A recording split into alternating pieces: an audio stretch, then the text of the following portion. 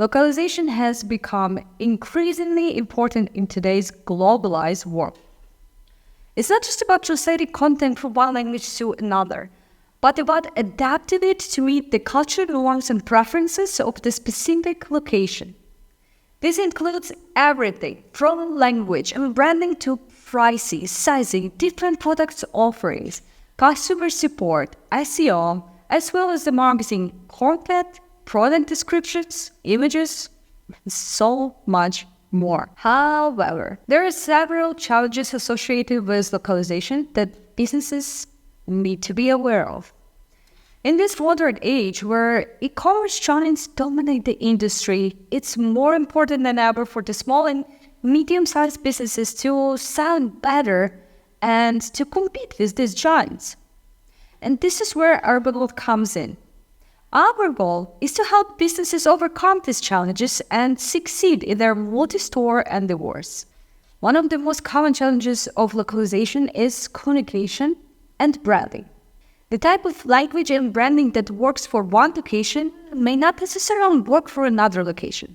For example, when Pepsi launched in China, their campaign "Come Alive, You're in the Pepsi Generation" did extremely well in the United States, but the direct translation of the slogan came out to mean Pepsi, it brings your ancestors back from the grave, which was not at all what Pepsi had in mind. And this is a great example of how something as simple as translating a few words can go extremely broad. To avoid this from happening to your business, it is important to take time and understand the cultural norms of your target audience. Consult someone who has a deep understanding of that culture so that they can advise you on how the messaging resonates before it launches into the market, and be wary of the direct translations.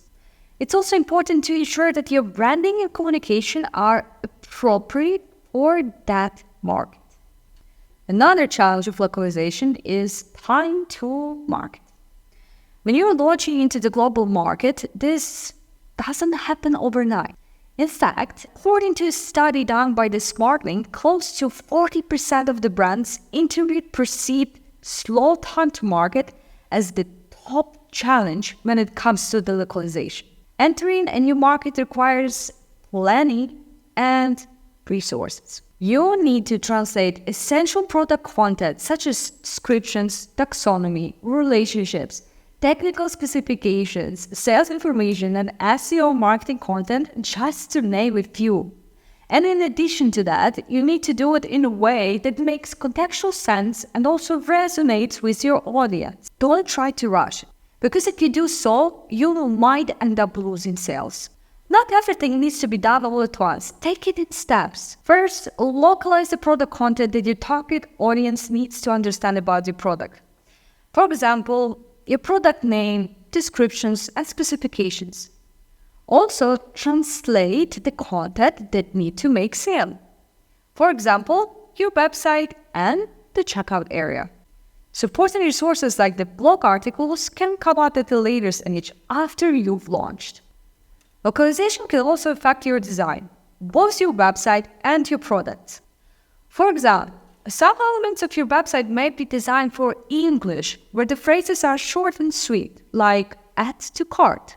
But when localization is for, let's say, German market, the characters change from 11 words to 20 characters, and I will not even try to pronounce how it sounds in German. And this might not seem like a big deal, but imagine the button trying to fit all of those letters. You might need some adjustments.